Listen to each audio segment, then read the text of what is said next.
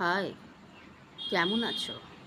Good morning, good afternoon, good evening, good night.